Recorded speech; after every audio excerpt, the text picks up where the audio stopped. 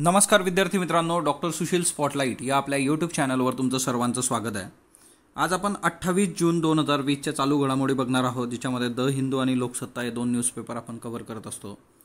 आज खूप महत्त्वाची आर्टिकल्स चीन आणि भारत संबंधातली आलेली आहेत लोकसत्ताला, पण तो सगळा डेटा इथं कव्हर करणं शक्य नाही आहे। त्याच्यामुळे त्याच्यातलं एक आर्टिकल आता आपण घेतोय, त्यातले दोन अजून वेगळे आर्टिकल्स आहेत।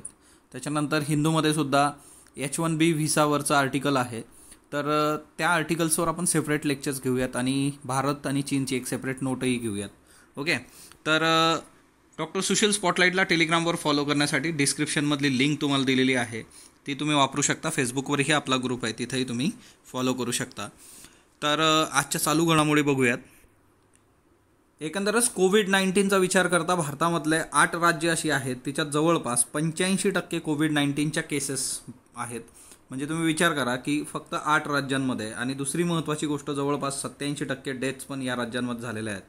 आणि याच्यात कुठली कुठली राज्य आहेत, तर याच्यामध्ये दिल्ली आहे, महाराष्ट्र आहे, तमिळनाडू, वेस्ट बेंगॉल आहे, तेलंगणा, आंध्र प्रदेश, गुजरात आणि UP। एकंदरच कालच्या ज्या केसेस आहेत 24 तासातल्या, ते 19,889 केसेस आहे। जवळपास 20,000पर्यंत आपण गेलेलो आहोत 24 तासातल्या केसेस। महाराष्ट्रामध्ये जवळपास 5,000 प्लस केसेस आहेत, जवळ 5,500पर्यंत ते गेलेलं आहे आकडा, तुम्ही जर लमसम बघितला तर एकंदरच ही जी परिस्थिती आहे, याच्यासाठी आपल्याला अजून खूप काही करायचं आहे, है ना। त्याच्यानंतर लोकस स्वॅम्प्स, आता बघा दिल्लीमध्ये मोठ्या प्रमाणावर तुम्हाला हे टोळधाड जी आहे ती दिल्लीकडे वळलेली आहे। म्हणजे दिल्लीतलं आता याच्यामध्ये दोन महत्त्वाच्या गोष्टी आहेत की याच्यावर सेपरेट लेक्चर आपलं झालेलं आहे, तर त्याची लिंक मी तुम्हाला डिस्क्रिप्शनमध्ये देईल आणि ते पोस्ट पण करेल परत एकदा आपल्या टेलिग्रामला। तर याचं रिझन असं आहे की जर तुम्ही हे बघितलं नसेल तर नक्की लेक्चर बघून ठेवा, की याच्यावर प्रश्न येणं अपेक्षित आहे। यावर्षी टोळधाडमुळे बरंच नुकसानसुद्धा झालेलं आहे। आणि याच्यात दुसरा महत्त्वाचा मुद्दा असा आहे की ही जी टोळधाड आहे ही तुम्हाला शहरात दिसते। आता ॲक्च्युली ही कुठं येत असते, तर मोस्ट प्रॉब्ली शेतात येत असते, परंतु शेतं जी आहेत ती रिकामी असल्यामुळे याचा जो मोर्चा आहे तो शहरांकडे वळलेला आहे। आणि त्याच्यामुळे शासकीय यंत्रणेने लोकांना दरवाजे खिडक्या बंद करण्याच्या आधीपासूनच त्याच्या संबंधीच्या सूचना केलेल्या होत्या। आणि हे आता उत्तर भारतामध्ये मोठ्या प्रमाणावर टोळधाड आपल्याला दिसून येते, ज्यातल्या तिच्यामध्ये दिल्लीवर सगळा हा अटॅक दिसतो तुम्हाला। ओके, तर ते एक लक्षात असू देत। म्हणजे दिल्ली असेल, त्याच्यानंतर हरियाणा आहे, उत्तर प्रदेश आहे, पण त्यातल्या त्यात दिल्लीवर मोठा। आणि याची ओरिजिन कुठून आहे, तो झुंझुनू राजस्थानमधलं ठिकाण आहे, झुंझुनू, तर तिथून हे सगळं झालेलं आहे। पण एकंदरच टोळधाड आणि त्याचं बेसिक आपण कव्हर केलेलं आहे, तर ते तुमच्यासाठी महत्त्वाचं आहे। नोवेल करोना व्हायरस जे आहे ते इन्फेक्शन टाईप 1 डायबिटीजला म्हणजे आमंत्रित करू शकतं, असं एक संशोधन समोर आलेलं आहे। टाईप 1 डायबिटीज काय असतो, तर बॉडीच्या इम्युन सिस्टीममधले बीटा सेल डिस्ट्रॉय करतं ते, ज्याच्यामुळे इन्सुलिन निर्माण होत असतं। आपल्या स्पॉटलाईट इयरबुकमध्ये आरोग्य नावाचं जे काही घटक आहे त्याच्यामध्ये तुम्हाला डायबिटीजचे सगळे प्रकार वगैरे आणि डायबिटीजचे बेसिक जे आहेत फॅक्ट्स ते मिळतील, त्याच्या संबंधीचा बॉक्सच तिथं टाकलेला आहे। तर एकंदरच भारताला आता डायबिटीज कॅपिटलसुद्धा म्हटलं जातं। मोठ्या प्रमाणावर डायबिटीजचे पेशंट भारतामध्ये आहे, आणि त्यातल्या तर टाईप 1 डायबिटीज जो आहे, तर त्याचं नोवेल करोना व्हायरसशी रिलेशन जोडलं गेलेलं आहे। कारण याचे रेफरन्सेस सार्सच्या बाबतीत पण आपल्याला सापडतात। 2002मध्ये जे सार्स आलं होतं, तर त्या सार्समुळे सुद्धा, सार्स करोना व्हायरसमुळे सुद्धा मोठ्या प्रमाणावर ॲक्यूट ऑनसेट ऑफ डायबिटीज दिसला होता। म्हणजे मोठ्या प्रमाणावर पेशंट्समध्ये डायबिटीज, त्याच्यामुळे डायबिटीजची लक्षणं आढळायला सुरुवात झाली होती। त्याच्यामुळे ह्या कोविड-19मुळे सुद्धा अशाच पद्धतीने डायबिटीज टाईप 1 येऊ शकतो, अशी एक संभावना आहे। डॉक्टर अभय बंग यांचा लेख आहे बघा, आज गांधीजी असते तर। तुम्ही कुठलीही परीक्षा घ्या, तिच्यामध्ये असे म्हणजे UPSC तर हे 2 ते 3 वेळा झालेलं आहे की तुम्हाला प्रश्न विचारला गेलेला आहे की importance of Gandhian value in today's और प्रेझेंट इरा। आत्ताच्या याच्यात किंवा तुमच्या दैनंदिन जीवनामध्ये गांधीजींच्या विचारांचं नेमकं महत्त्व काय आहे। ओके, म्हणजे तेच आज गांधीजी असणं काय आणि त्यांचे विचार तुम्ही इम्प्लिमेंट करणं काय, तर ह्या महत्त्वाच्या गोष्टी आहेत। आणि याच्यामध्ये कोविड-19च्या याच्यामध्ये म्हणजे एकीकडं कोविड-19ची साथ आहे, आर्थिक मंदी आलेली आहे, है ना, पर्यावरणाचे बदल मोठ्या प्रमाणावर होतात, तर गांधीजी असते तर काय झालं असतं, असा यांचा लेख आहे। आणि त्याच्यामध्ये त्यांनी सगळ्यात पहिली गोष्ट सांगितलेली आहे भयमुक्ती। म्हणजे कोविड-19पेक्षा कोविडची भीतीच खूप मोठ्या प्रमाणावर आहे, तर गांधीजींनी भयमुक्त म्हणजे त्या भयातून आपल्याला मुक्त केलं असतं, सर्वात महत्त्वाची गोष्ट ती। 2 नंबरला रुग्णसेवा, गांधीजी स्वतः जे काही बोअर युद्ध असेल त्याच्यात त्यांना आफ्रिकन बोअर युद्ध जे होतं त्याच्यामध्ये रुग्णांची सेवा त्यांनी त्यावेळेस केली होती. त्याच्यासाठी त्यांना मेडल पण देण्यात आलं होतं. ते नंतर परत ब्रिटिश सरकारला त्यांनी परत केलं होतं. तर रुग्णसेवा हा एक महत्त्वाचा त्यांचा व्हॅल्यू सिस्टीम जी आहे ती एक महत्त्वाची आहे. त्याच्यानंतर दुसरी दांडी यात्रा म्हणजे आता याच्यामध्ये जे काय आहे की कर्तव्य बोधासाठी त्यांनी एक गांधीजीच टेलिस्मॅन म्हणून प्रसिद्ध आहे. जुने NCERT जे होते ना, त्या NCERTच्या सुरुवातीला राहायचं गांधीजीच टेलिस्मॅन. जर तुम्ही एखादी PDF जुनी बघितली तर तिच्यात तुम्हाला मिळू शकतो ओल्ड NCERTमध्ये की तुम्ही कुठलाही निर्णय घेत असताना त्या निर्णयाचा समाजातल्या सर्वात दुर्बल घटकावर काय प्रभाव पडतो ते तुम्ही आधी तपासलं पाहिजे, हे गांधीजींनी सांगितलं होतं. ते गांधीजीच टेलिस्मॅन. त्याच्यानंतर दुसरी महत्त्वाची गोष्ट जी आहे की धार्मिक आणि सामाजिक एकता म्हणजे एकंदरच धर्मद्वेष, जातीभेद आणि एकीकडं म्हणजे तुम्ही आता जगात बघताय अमेरिकेमध्ये सगळं वंशवाद फ्लाईटच्या डेटनंतर, तर धार्मिक सामाजिक एकता हा एक महत्त्वाचा मुद्दा होता. त्याच्यानंतर माझा शेजारी माझी जबाबदारी, तर हे खूप महत्त्वाचं आहे. आता कोविड-19मुळे एकमेकाचं तोंड बघणं काय, बोलणं पण दुरापस्त झालेलं आहे. लोक एकमेकाला टाळतात समोर आल्यानंतर, किंवा एकमेकाची जो आधी सलोखा होता तो आता कुठं दिसत नाही. एकमेकाकडं संशयाने पाहणं वाढत चाललेलं आहे. कितीतरी ठिकाणी तर म्हणजे डॉक्टरांना सोसायटीने बाहेर काढणं असले प्रकार झालेले आहेत, किंवा कोविड-19ची लक्षणं दिसल्यानंतर एखाद्याला वाडीत टाकणं असले प्रकार लोकांनी केलेले आहेत. त्याच्यामुळे माझा शेजारी माझी जबाबदारी हा पण एक महत्त्वाचा मुद्दा आहे. दुसरी महत्त्वाची गोष्ट चुकांचा स्वीकार है ना. म्हणजे गांधीजींनी जर त्यांची कुठले विचार असतील किंवा कुठल्या गोष्टी त्यांना असं वाटतं की हे चुकलंय तर ते स्वीकारलेलं आहे. ती सत्यता जी आहे ते गांधीजींच्या ठाई होती. तर ते एक महत्त्वाचं आहे जे आज आपल्याला दिसत नाही. सगळीकडे म्हणतात नाही आमचं बरोबरच आहे बाबा, म्हणजे समोर दिसतंय की हिच्यामध्ये ब्लंडर झालेलं आहे तरीसुद्धा कुणी चुकांचा स्वीकार करत नाही. त्याच्यानंतर पुढची महत्त्वाची गोष्ट आहे स्थानिक स्वराज्य. म्हणजे जे काही स्थानिक प्रोडक्शन असेल किंवा स्थानिक गोष्टींना अर्थव्यवस्थेला प्रोत्साहन देणं असेल ते गांधीजींनी केलं असतं. कारण जागतिक अर्थव्यवस्था थांबलेली आहे कुठंतरी है ना. दळणवळण सगळ्याच गोष्टी थांबलेल्या असताना जागतिक याला की स्थानिक स्वराज्य व्यवस्थेला आणि तिथल्या सगळ्या राजकीय, सांस्कृतिक, सामाजिक गोष्टींना प्रोत्साहन देणं. त्याच्यानंतर आवश्यकतेचा विवेक म्हणजे विवेक ही एक फार महत्त्वाची गोष्ट आहे की सगळ्यात महत्त्वाचा जो बेसिक हे आहे की रॅशनली विचार करणं, कुठल्याही गोष्टीचा विवेकाधिष्ठित विचार करणं, ही मूल्यव्यवस्था. त्याच्यानंतर शेवटी जे आहे की प्रार्थना जी काय आहे ना, वैष्णवजन को, तर ह्या सगळ्या मूल्यव्यवस्था तुम्हाला माहीत पाहिजे.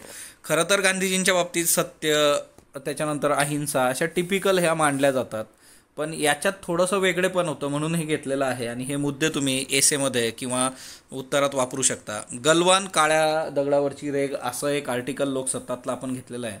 याच्यामध्ये काही बेसिक गोष्टी आहेत तेवढ्या मी तुम्हाला सांगतो. एकंदरच काय आहे की 16 जूनला जे काही झालेलं आहे तिच्यामधून चीनची विश्वासार्हता पूर्णपणे आपण गमावलेली आहे. आणि एकंदरच भारत चीन संबंध जे आहे परराष्ट्र धोरणाचे तिच्यामधली विश्वासार्हता जी आहे ती नष्ट झालेली आहे.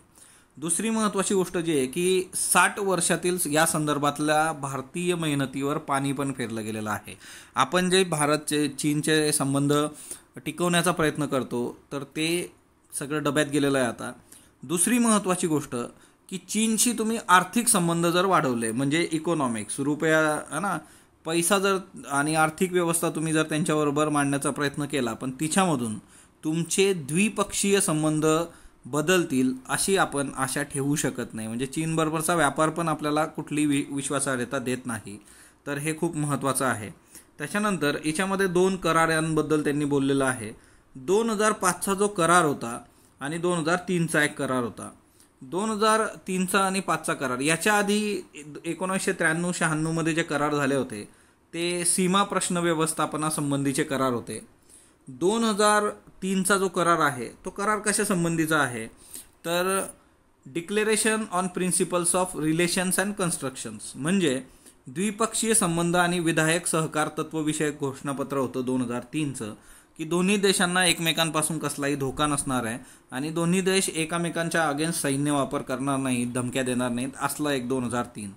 2005चा जो करार होता त्याच्यानुसार सीमा प्रश्नावर दूरगामी आणि सर्वसमावेशक राष्ट्रहितासंबंधानुसार वाटाघाटीकडून तोडगा काढणे हा एक प्रमुख मुद्दा होता. आणि सीमा प्रश्न सोडवण्यासाठी सैन्य बलाचा वापर होणार नाही हा एक मुद्दा होता. ओके. आणि हे आश्वासन 15 जूनला तोडलेलं आहे चीनने. म्हणजे बघा 2003चा करार जो आहे त्याच्या आधी बघा 93 आणि 96चे करार आहेत ते सीमा प्रश्न व्यवस्थापनाचे मॅनेजमेंटचे आहेत. 2003चा जो आहे की तिच्यामध्ये सिंपल होतं की द्विपक्षीय जे काही धोरण आहे तर दोघी एकमेकांपासून कोणालाही धोका नसणार त्याची शाश्वती देणे, एकमेकांच्या अगेन्स्ट सैन्यबलाचा वापर न करणे आणि तशी धमकी न देणे असं 2003चा करार सांगतो, ज्याचं नाव आहे declaration on principles for relation and constructive cooperation. 2005चा करार सांगतो की सीमा प्रश्नावर आपल्याला सर्वसमावेशक आणि दूरगामी तोडगा सोडवायचा आहे आणि राष्ट्राच्या हितानुसार वाटाघाटी करायच्या आहेत. सीमा प्रश्न सोडवण्यासाठी सैन्यबलाचा वापर होणार नाही असं अप्रत्यक्ष आश्वासन तिच्यात दिलं गेलं होतं, परंतु 15 जूनच्या रात्री आपल्या सैनिकांवर त्यांनी शस्त्राचा वापर केलेला आहे, सैन्याचा वापर केलेला आहे आणि त्याच्यामुळे 2003चा जो करार असेल त्याच्या जवळपास 22 फेऱ्या झालेल्या आहेत आतापर्यंत 2003च्या करारासाठी, आणि तिच्यातून काहीही निघलेलं नाही आहे. दुसरी महत्त्वाची असे आहे की चीनी सत्तेचा विकास जो आहे, WTOचा चीन 2000मध्ये सदस्य झाला होता आणि त्यावेळेस त्यांनी त्यांच्याबरोबर करार केलेला होता की आम्हाला मार्केट इकॉनॉमीचा दर्जा 2015मध्ये द्यायचा. हे खूप महत्त्वाचं आहे. 2000मध्ये चीन सदस्य होतो WTOचा आणि 2015मध्ये त्यांनी 2003मध्ये त्यांच्याबरोबर WTO बरोबर बोललं होतं की आम्हाला काय करायचं, मार्केट इकॉनॉमीचा दर्जा द्यायचा. तुम्हाला एकदा मार्केट इकॉनॉमीचा दर्जा मिळाला की त्याच्यानंतर मार्केट इकॉनॉमीचा दर्जा असणाऱ्या देशातल्या उत्पादनांवर तुम्ही डम्पिंग ड्युटी है ना आणि असले प्रकार करू शकत नाही. आणि म्हणजे एकंदर जागतिक व्यापारावर एकाधिकारशाही आली पाहिजे याच्यासाठी चीननी प्रयत्न केलेले आहेत आणि 15 वर्ष आधी त्यांनी विचार केला आहे. म्हणून चीन तो जो ड्रॅगन आहे तो ड्रॅगन इतका क्लिअर आहे ना की त्याच्यामध्ये की पुढचे 15 वर्षे 30 वर्षे हे क्लिअर आहे. आपण याच्या आधी पण बघितलं होतं की झी जिनपिंग जे आहे 2021मध्ये चीनला सार्वभौम राष्ट्र म्हणून समोर ठेवणं, कारण कम्युनिस्ट पक्ष जो आहे तिथला त्याला 100 वर्ष पूर्ण होत आहे स्थापनेला आणि त्याच्यामध्येच त्या सार्वभौम हिच्यामध्ये अरुणाचल प्रदेश आणि लद्दाख हे दोन्ही प्रदेश तिच्यामध्ये घ्यायचे आहेत त्यांना. हे आपण कुठंतरी बाजूला टाकलं. भारतीय राजकारण्यांना खरंच चीन कळत नाही का हा प्रश्न समोर आला. आणि दुसरी महत्त्वाची गोष्ट जी आहे की WTOच्या बाबतीमध्ये तुम्ही जर बघितलं की चीननी ज्या काळामध्ये 10% अधिक दराने विकास केलेला आहे, भारताचा तर रडत पडत 6% होता त्या काळामध्ये, चीननी WTOचा खूप चांगला वापर करून घेतलेला आहे. दुसरी महत्त्वाची गोष्ट, चीन जो आहे तो आता मूल्यवर्धित विकासावर काम करतोय, व्हॅल्यू ॲडेड ग्रोथवर तो फोकस करतो आहे आणि येत्या काळात पण त्याच पद्धतीने तो काम करणार आहे. दुसरी महत्त्वाची गोष्ट याच्यामध्ये जी आहे की लाल फितीचा कारभार जो आहे तो त्यांनी कमी केलेला आहे आणि उत्पादन क्षेत्राला प्रोत्साहित केलेलं आहे. आपला आजही प्रॉब्लेम जो आहे की आपण फक्त इन्फॉर्मेशन टेक्नॉलॉजी, औषधं आणि इतर काही क्षेत्र जर सोडली तर बाकी ठिकाणी आपली आर्थिक कामगिरी अतिशय डबघाईला आलेली अशी आहे. मॅन्युफॅक्चरिंग सेक्टर जे आहे तिची अतिशय वाईट परिस्थिती आहे. स्किल इंडियासारखे प्रोग्राम आपल्याला राबवावे लागतात. अजूनही नरेगावर आपण अकुशल कामगारांसाठी काम करतोय, तर ह्या गोष्टी भयानक आहेत. त्याच्यानंतर दुसरं महत्त्वाचं आहे की 2008मध्ये ऑलिम्पिकचं पण त्यांनी यशस्वीरित्या आयोजन केलं होतं. तेव्हा प्रश्नचिन्ह होतं हे करतील किंवा नाही. अमेरिकेची इकॉनॉमी मागं टाकण्याचं लक्ष ठेवून काम करणारा हा चीन आहे. चीनी राष्ट्रवाद काय बघा, चीनचं जे काही कम्युनिस्ट पक्ष आहे त्याच्या जवळपास 5000 संग्रहालय चीनमध्ये आहेत आणि हे संग्रहालय काय दाखवतात की तिथला जो राष्ट्रवाद आहे त्या पक्षाला मोठं करणं, त्या पक्षांनी कशा पद्धतीने चीन घडवलेलं आहे हे दाखवलं जातं आणि हिच्यामध्ये जी लोकं आहेत ती जातात, त्यांना तिच्यातून खूप समाधान मिळतं तिथल्या लोकांना. त्याच्यामुळे ही फार महत्त्वाची गोष्ट आहे की तिथं राष्ट्रवाद कसा रुजवला गेलेला आहे. दुसरी महत्त्वाची गोष्ट जी आहे की या सगळ्या याच्यामध्ये आता एक महत्त्वाची गोष्ट आहे की भारताने या सगळ्या याच्यामध्ये हे आर्टिकल बघा, गलवान काळ्या दगडावरची रेख. आता याच्यामध्ये सगळ्यात महत्त्वाचं जे आहे की भारताने आता काय केलं पाहिजे की भारताच्या याच्यात 2010मध्ये काश्मीर प्रश्नात त्यांनी हस्तक्षेप केला होता. अशा गोष्टी बाजूला सारून भारताचं सगळ्यात महत्त्वाचं जे असणार आहे आता तर ते म्हणजे काय की भारताने चीनचा जो व्यापार आहे त्याला कुठंतरी पर्यायी व्यवस्था शोधणं गरजेचं आहे. म्हणजे या सगळ्या याचा नंतरचा जो समारोप आहे तिच्यामध्ये एकतर पर्यायी अर्थव्यवस्था, त्यातल्या त्यात दुसरे देश जे आहेत म्हणजे आपण एकंदर चीनवर जे डिपेंडंट आहोत म्हणजे फार 75% 85% आपण अँटीबायोटिक्स तिथून मागवतोय, काय गरज नाही आहे. त्याच्या एक तर 2 गोष्टी आहे की तुम्ही बाकीच्या देशांचे पर्याय शोधा किंवा लॉंग टर्ममध्ये भारतात आतापासूनच प्रोडक्शन अशा पद्धतीने करा की आपल्या गरजा आपण स्वतः पूर्ण करू शकू. तर अशा पद्धतीने गोष्ट करणं गरजेचं आहे. पण एवढं आहे की चीनबरोबर तुम्ही खूप काही आर्थिक व्यवसाय संबंध वाढवले तर तुम्हाला फायदा होईल असं नक्कीच नाही आहे. आणि त्याच्यामुळे दुसरी महत्त्वाची गोष्ट जी आहे की भारताची जी मूल्यवर्धित लोकशाही आहे ती खूप चांगली व्यवस्था आहे आणि त्यातल्या त्या चीनमधली जी आहे ती राज्यप्रणाली जबरदस्ती दडपशाहीची आहे. म्हणजे कुठेतरी तिथला जो इंटलेक्च्युअल वर्ग आहे, तिथला तरुण आहे, त्यालाही ते धुसपसतं आणि त्या गोष्टींवर काम करणं भारताला गरजेचं आहे. दुसरी महत्त्वाची गोष्ट, मलबारचा जो काही रिबेल होता, मोपेलांचा रिबल ज्याला म्हटलं जातं, त्याला 100 वर्ष पूर्ण होत आहेत. 1921मध्ये झालं होतं बघा. आता 2021मध्ये ऑगस्ट 1921मध्ये मलबारमध्ये उठाव झाला होता, ज्याला मोपिला रिबेलियन पण म्हटलं जातं.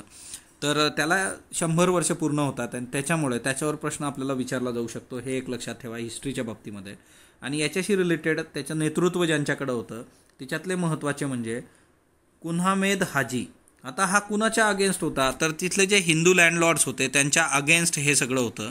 आणि त्यांच्यासाठी एक महत्त्वाचा शब्द इथं वापरलेला आहे, जन्मिस. ओके, MCQसाठी UPSC असं विचारू शकते. जन्मिस, MCQला विचारलं जन्मिस काय आहे, तर फ्युडल लँडलॉर्ड्स आहेत की अप्पर कास्ट हिंदूज, ज्यांनी तिथल्या मुस्लिम जनतेचं आणि बाकीच्या लोकांचं शोषण केलेलं आहे, ज्याच्या अगेन्स्ट हा रिवोल्ट झाला होता. सो जन्मीच MCQसाठी लक्षात ठेवा. मोपिला रिवोल्ट 1921, ज्याला 100 वर्ष पूर्ण होत आहेत. आणि त्यांच्या याचं पण नाव तुम्हाला सांगितलं, कुहामेद हाजी. त्याच्यानंतर FATF जे आहे त्याच्या ग्रे आणि ब्लॅक लिस्टबद्दल बरंच आपण बोललेलो आहोत. ग्रे लिस्टमध्ये आजच्या डेटमध्ये ब्लॅक लिस्टमध्ये इराण आणि नॉर्थ कोरिया आहेत. तर जवळपास 18 देश, पाकिस्तानबरोबर सिरिया, येमेन, आईसलँड, जमैका, मॉरिशियस हे ग्रे लिस्टमध्ये आहेत. तर हे एक लक्षात ठेवा.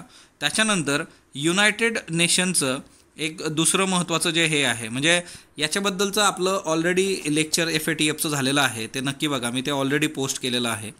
आणि युनायटेड नेशन्सचं रेझोल्युशन जे आहे 1267, UNSC 1267 हे काय आहे, तर ते लक्षात ठेवा की कुठल्याही इंडिव्हिज्युअल कनेक्शन तुमचं तालिबान किंवा अल कायदाशी असेल तर त्या अगेन्स्ट रेझोल्युशन 1267 आहे. MCQ करता हेही लक्षात ठेवा.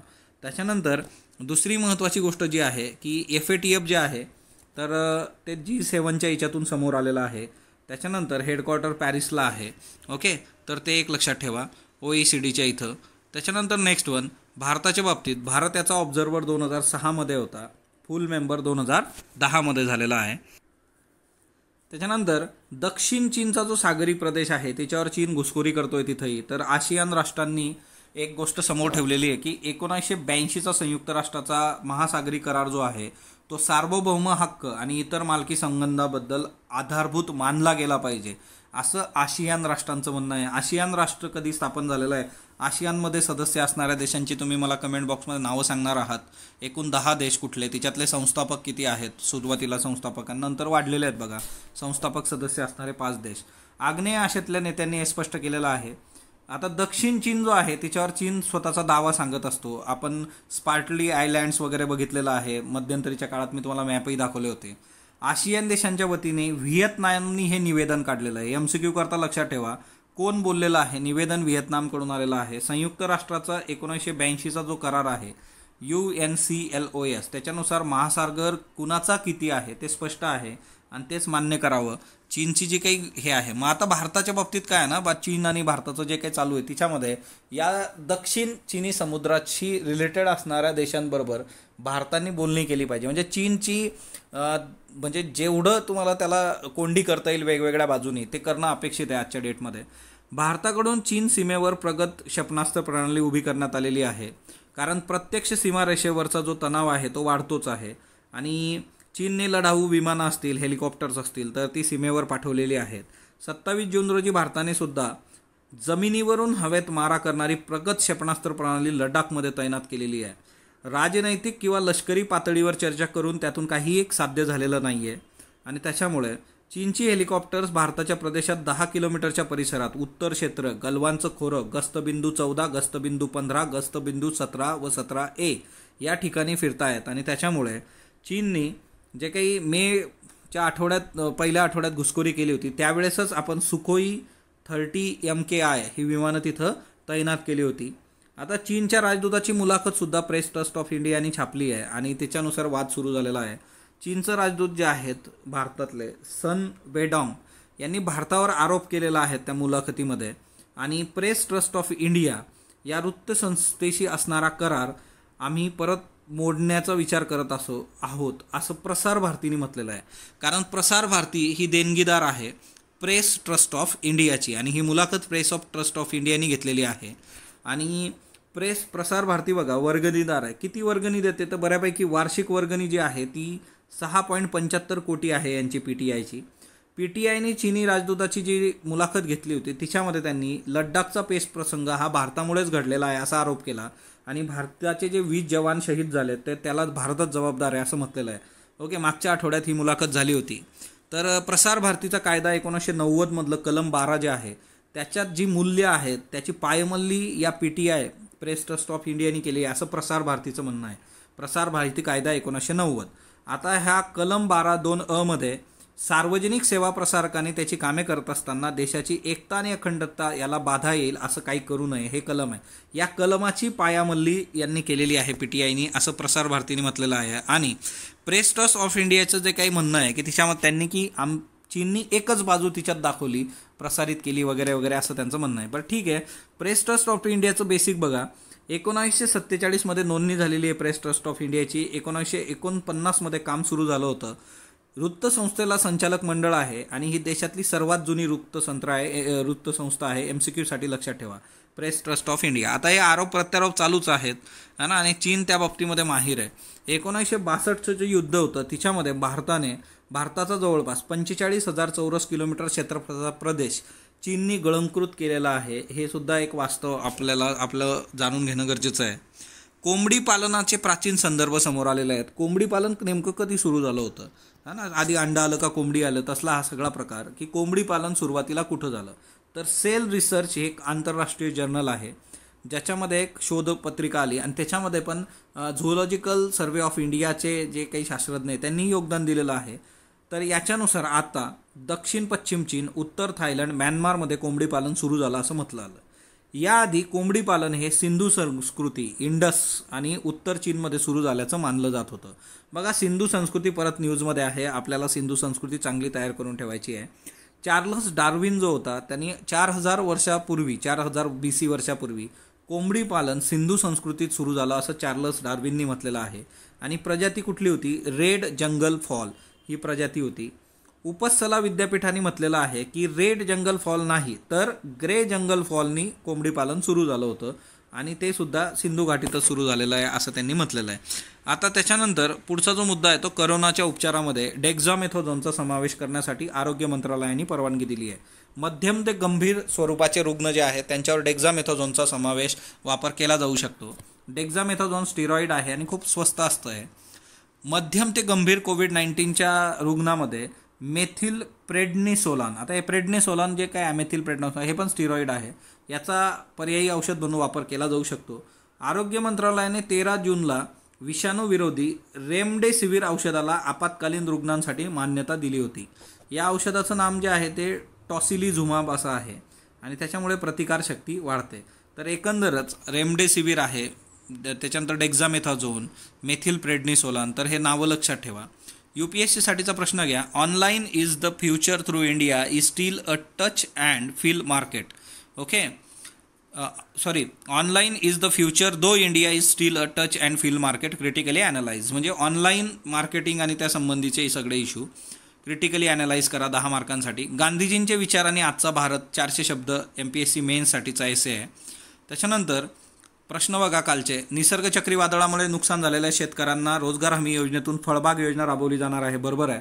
कापूस पणन महासंघाच्या 2019-20च्या कर्जासाठी महाराष्ट्र शासनाने हमी घेतली आहे. दोन्ही स्टेटमेंट बरोबर आहे. संजिता चानू हिला कोणत्या पुरस्काराने सन्मानित करण्यात येणार? 2018चा अर्जुन पुरस्कार देण्यात येणार आहे.